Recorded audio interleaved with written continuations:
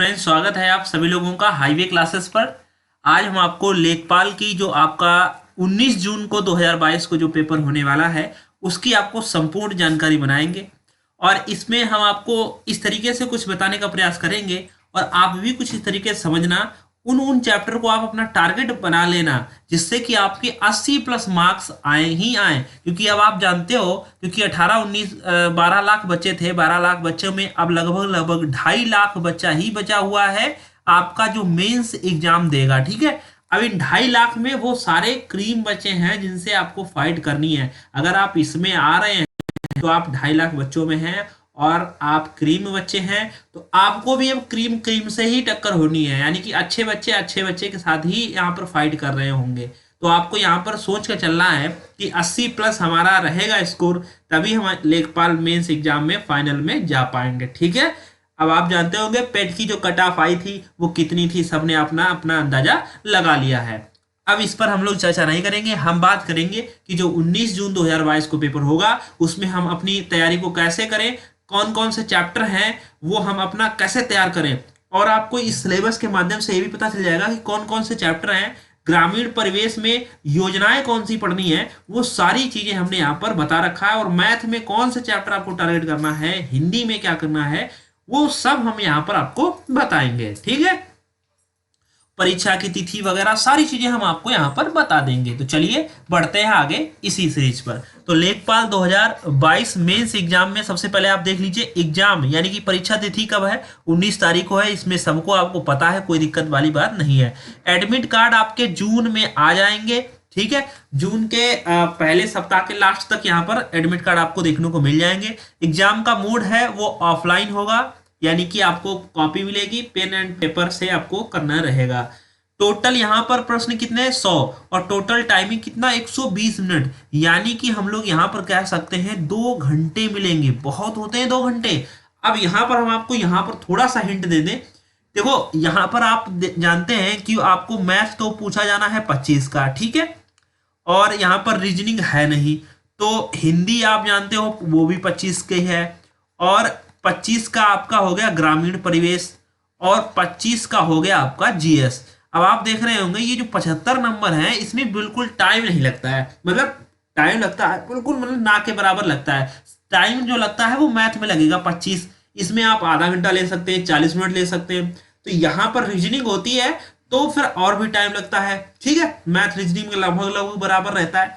लेकिन यहाँ पर हिंदी जीएस और ग्रामीण परिवेश में अगर आपको आता होगा तभी आप प्रश्न कर पाएंगे। तो यहाँ पर आप ध्यान दें, 2 घंटे बहुत हैं। आप जब मैथ के क्वेश्चन करना तो बहुत ही ईमानदारी से, सजगता पूर्वक और बहुत ध्यान लगा के करना। एक भी गोला पहले ऐसे ना भर देना कि आपको लगे कि नहीं अब ये तो आंसर नहीं है, इसमें बदलाव करने की जरूरत है। वहां पर मौका नहीं मिलेगा आपको, क्योंकि कंप्यूटर वाले में होता है कि आप ऑप्शन चेंज भी कर सकते हो, इसमें आप ऑप्शन चेंज नहीं कर पाओगे अगर आपने एक बार गोला भर दिया है। तो यहाँ पर टाइम की कमी नहीं है, टाइम 2 घंटे है, तो आप आराम से करिएगा प्रश्न को, जल्दीबाजी नहीं करनी है।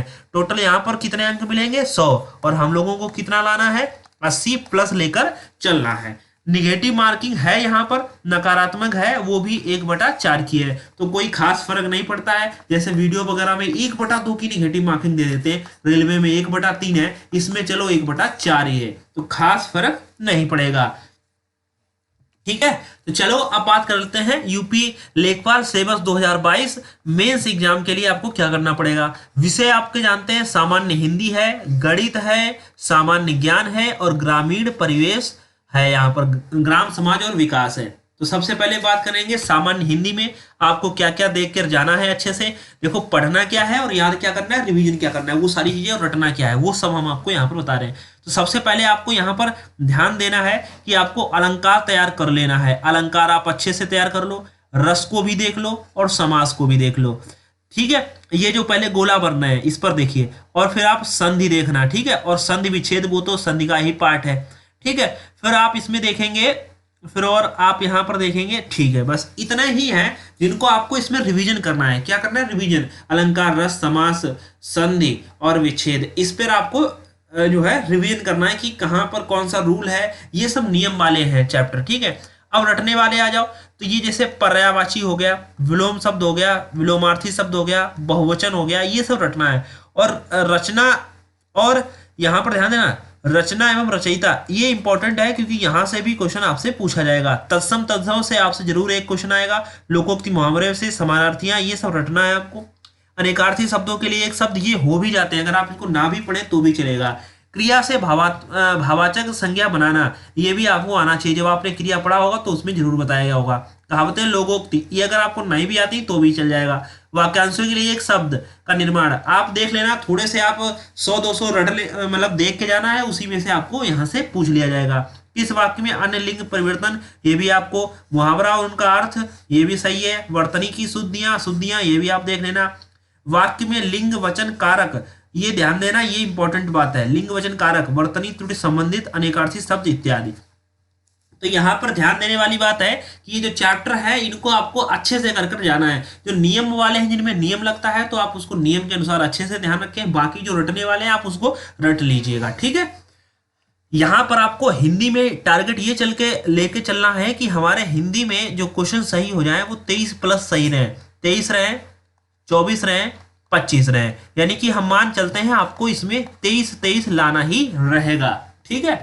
चलो अगला है मैथ में, गणित में। देखो अब होगा क्या, इससे पहले हमने आपको एक वीडियो दिया था, उसमें हमने बताया था, हम लिंक इसकी डिस्क्रिप्शन में भी दे देंगे और यहाँ आई बटन पे भी दे देंगे।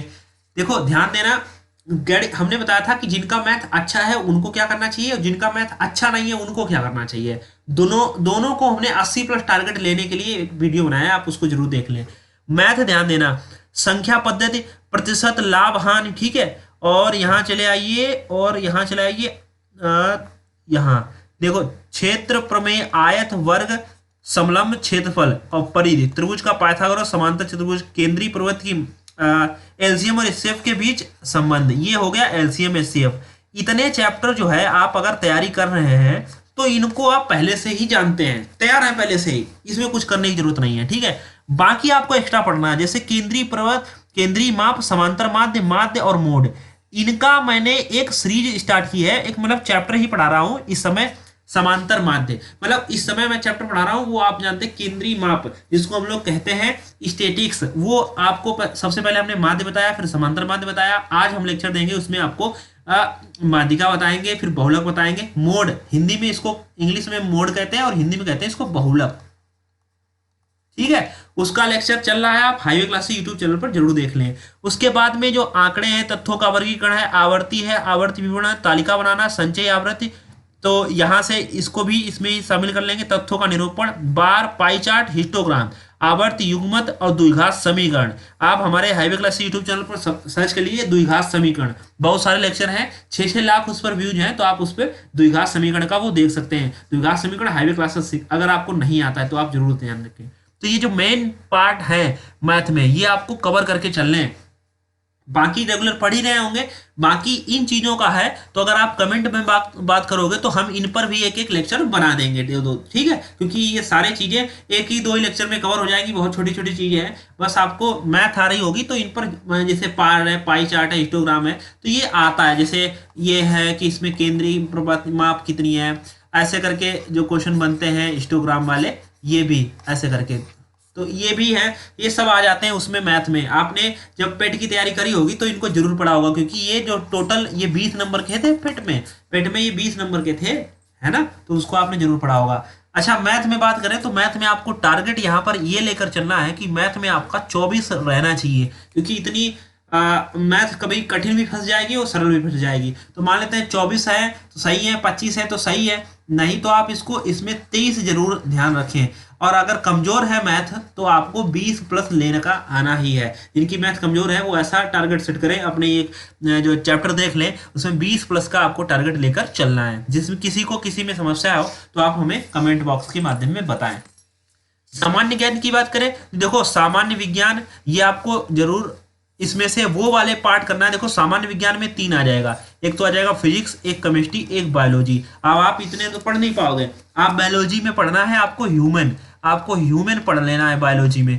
केमिस्ट्री में आपको जो मेन जो पार्ट है, जैसे धावन सोडा हो गया, बेकिंग सोडा हो गया, हंसने वाली गैस कौन सी है, और जो है अक्रिय गैसें कौन सी हैं, नोबल गैस कौन सी है, और आप जानते हैं उसमें आपको क्षारीय मृदा धातुएं कौन सी है, ऐसे करके आपको वो कि जैसे कमरे में तापमान पर कौन रहती है, ऐसे करके बहुत सारे क्वेश्चन है केमिस्ट्री में। वो वाले क्वेश्चन आपको इसमें तैयार कर लेना है, जैसे कुछ फार्मूले भी याद कर लेना, फिटकरी का क्या है ऐसे करके। और फिजिक्स में क्या करना है, फिजिक्स में आपको नॉर्मल नॉर्मल बातें आपको ध्यान रखनी है, जैसे कुछ मात्रक भी ध्यान रखना है, विमा वगैरह, विमा नहीं मात्रक आपको ध्यान रखना है कि इसका मात्रक क्या है, तो वहां से क्वेश्चन फंस जाएगा। जो मोटी मोटी बातें हैं, बल क्या होता है, कार्य क्या होता है, शक्ति क्या होती है, धारा क्या है, वोल्टेज क्या है, और यहाँ पर आपको जो मोटी मोटी बातें, दाब क्या है, ये सब, आयतन क्या होता है, क्षेत्रफल क्या होता है, द्रव्यमान क्या है, तो ये सारी बातें आपको मोटी मोटी यहाँ पर आनी चाहिए, ज्यादा डिटेल नहीं, आपको हल्की हल्की बातें यहाँ पर जरूर आनी चाहिए, डिटेल मत पढ़ना क्योंकि अभी। फिर भारतीय इतिहास है, तो भारतीय इतिहास को हम लोग 3 भागों में बांटते हैं, मॉडर्न हो गया, एक तो सबसे पुराना हो गया, फिर मॉडर्न हो गया, फिर आधुनिक हो गया, ठीक है। तो 3 भागों में पढ़ता है, सबसे ज्यादा आप पढ़ना है मॉडर्न और यहाँ पर आधुनिक वाले को, आपको इसको जल्दी जल्दी रिवीजन कर डालना है, ठीक है। फिर स्वतंत्रता आंदोलन जैसे 1857 से जो क्रांतियां हुई हैं, आप उनको जरूर ध्यान रखें। भारतीय राजनीति और अर्थशास्त्र, राजनीति में आपको ध्यान रखना है अनुच्छेद 1 से लेकर आपको 51 का तक सारे याद करने हैं, और उसके बाद में जो मेन मेन है, जैसे संविधान संशोधन कौन से होता है, 368 में, बजट किस में है, ऐसे करके बहुत सारे हैं, तो उनको जो मेन मेन पार्ट अनुच्छेद है वो आपको ध्यान रखना है। विश्व भूगोल और जनसंख्या, जनसंख्या में आपको ध्यान रखना है कौन सा राज्य किस नंबर पर पहले स्थान पर है, जनसंख्या घेत, ये वाली चीजें। और विश्व भूगोल में आपको ध्यान रखना है कर्क रेखा, मकर रेखा, इससे संबंधित आपको, और जो विश्व, मतलब ज्यादा डिटेल नहीं है, विश्व का जो इसे हमको पढ़ना ही है, वो वाली चीजें आपको इसमें जरूर कवर कर लेनी है। भारत की भौतिकी स्थिति, यानी कि भारत की स्थिति क्या है, जैसे अक्षांश है, डिग्री है, तो जैसे गोल है ना, तो हम लोग भारत में यहाँ पर स्थित हैं, तो इस स्थिति को आपको ज्योग्राफी में ही पढ़ लेना है, इसको विश्व का भूगोल जानकर पढ़ेंगे यहाँ पर। फिर आर्थिक सामाजिक और जनसंख्यीय मुद्दे, तो यहाँ पर आर्थिक सामाजिक यानी कि आर्थिक मुद्दा क्या है इस समय, सामाजिक क्या है, और जनसंख्यिकीय मुद्दे क्या है वो। फिर आपको राष्ट्रीय और अंतर्राष्ट्रीय महत्व की करंट अफेयर, यानी कि हमारे भारत की, और अंतर्राष्ट्रीय, अंतर्राष्ट्रीय वो जो भारत से संबंधित हो और वो राष्ट्रीय भी हो, तो दोनों तरीके से यहाँ पर आपको करंट अफेयर पढ़नी है। और करंट अफेयर आपको जो पढ़नी है वो ध्यान देना 1 महीने पहले से पढ़नी है, यानी कि 15 मई की पहले पढ़ना है, क्योंकि 19 जून को पेपर है, ऑफलाइन मोड है, क्योंकि पेपर पहले से ही बन रहा होगा, तो आपको 20-25 दिन पहले की करंट अफेयर पढ़नी है, उससे पहले की 20-25 दिन के अंदर की नहीं पढ़ना है, क्योंकि वो नहीं पूछेगा, ठीक है। लगभग लगभग आपको 6 महीने की करंट अफेयर तैयार करके जाना है, ठीक है। भारत के वित्तीय, सामाजिक, राजनीतिक और धार्मिक संस्थानों में विभिन्न विषय, तो यहाँ पर थीम जो है वो आपसे पूछा जा रहा है, भारत के वित्तीय और सामाजिक और राजनीतिक धार्मिक संस्थान हैं, उनके बारे में आपको जानना चाहिए यहाँ पर, ठीक है। वो करंट अफेयर में भी आप पढ़ लेते होंगे। करंट अफेयर में अगर आपको अच्छा स्कोर करना है तो आप दिसंबर, जनवरी, फरवरी, मार्च, अप्रैल, इन 4 महीनों का भी कर लोगे तो भी काम हो जाएगा, ठीक है। अगला फिर आ जाए ग्राम समाज और विकास में आपको क्या पढ़ना है, देखो ग्रामीण प्रशासन, भाई ग्राम समाज है, इसका मतलब सारा चीज हमको गांव से ही पढ़ना है।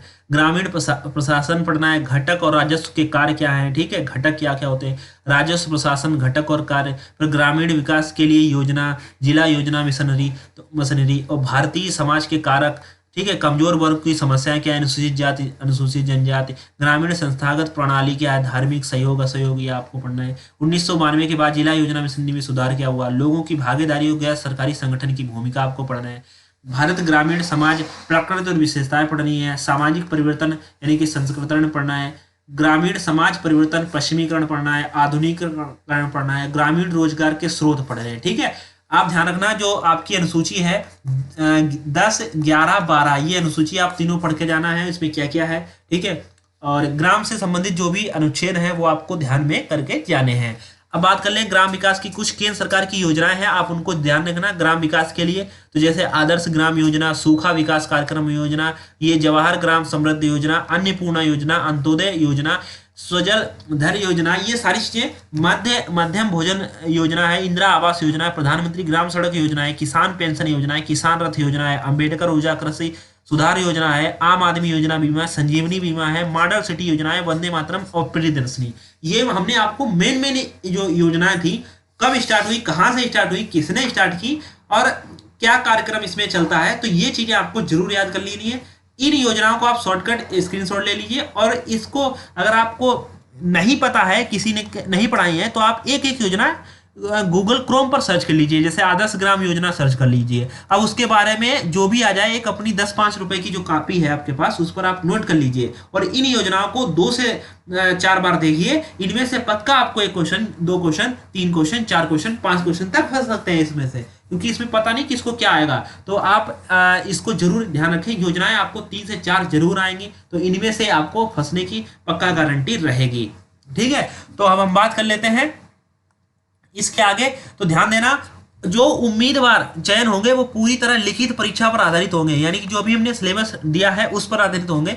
जो पीटी का एग्जाम हो गया था उससे कोई लेना देना इसका नहीं है, वो बस कट ऑफ के लिए थी कि जो बच्चे थे जो फालतू के थे उनको बाहर किया। अब यहाँ पर जो उम्मीदवार का चयन होगा वो पूरा पूरा लिखित परीक्षा पर होगा। इसके लिए कोई भी इंटरव्यू नहीं रखा गया है, इंटरव्यू नहीं है, ठीक है। आप लिखित परीक्षा में जितने अंक लाएंगे उसी आधार पर आपकी मेरिट बनेगी। अब मान चलते हैं जैसे आपने हिंदी हो गया, ठीक है, और फिर आपका जीएस हो गया, फिर आपका ग्रामीण परिवेश हो गया, और फिर आपका मैथ हो गया। आपको हिंदी में 23 लाना है, जीएस में जिनकी जीएस अच्छी नहीं है वो 20 मान चलते हैं, ग्रामीण परिवेश आपको 20 लेके चलना है, मैथ में आपको 23 लेके चलना है। तो सभी को जब हम ऐड करेंगे तो 6 और 2 2 4 2 4 86 हो गया, यानी कि 80 प्लस हम लोग यहाँ पर पहुंच रहे हैं। अब इसमें थोड़ा सा आप सुधार भी कर सकते हैं। मान लेते हैं जिनकी मैथ अच्छी है तो वो 24 लाएंगे, ठीक है। जिनकी जीएस कमजोर है वो 19 भी ला सकते हैं, 18 भी ला सकते हैं। उधर हिंदी में वो 23-24 ला सकते हैं। तो इस हिसाब से आप अपना थोड़ा ऊपर नीचे करके आपको कुल मिलाकर 80 प्लस पे ही रखनी है गाड़ी, जिससे कि आप फाइनल तक पहुंच पाए और आपका फाइनल कट आउट तक डीवी पीएचडी तक आपका सिलेक्शन हो पाए। डीवी जब हो आपकी तो फाइनल में भी आपका नाम हो। तो आप बताइएगा आपको ये लेक्चर कैसा लगा। उम्मीद है आपको ये लेक्चर बहुत ही अच्छा लगा होगा। अन्य हमारे जैसे जो आपके चैप्टर नहीं है, हम आपको लिंक डिस्क्रिप्शन में देंगे। वो डिस्क्रिप्शन में जो लिंक देंगे उस पर आपको यूपी टेट करके मैथ लिखा होगा। अब लिखे रहने से नहीं है, आपके एग्जाम में जो मैथ आ रहा है चैप्टर, वो आप चैप्टर पढ़िए, ऊपर लिखने से नहीं फर्क पड़ता है। जैसे आपको परसेंटेज आ रहा है तो आप यूपी टेट परसेंटेज पढ़ाया, पूरा चैप्टर पढ़ाया फ्री में, तो वो आप जरूर पढ़ लेना, उससे आपको जरूर हिंट मिल जाएगी, ठीक है। ऐसे करके जो हमने पढ़ाया है वो आप पढ़ लेना। इसके बाद जो हम स्टैटिक्स का पढ़ा रहे हैं वो आप जरूर पढ़ के जाना, क्योंकि उससे आपको 2 से 3 क्वेश्चन देखने को मिलेंगे। इसका पीडीएफ जो है वो हम टेलीग्राम चैनल पर प्रोवाइड करा देंगे। आप टेलीग्राम पर सर्च करना हाईवे क्लासेस, वहां पर हम सारी पीडीएफ इसको दे देंगे वहां पर, ठीक है। थैंक यू, फिर मिलते हैं नेक्स्ट लेक्चर में।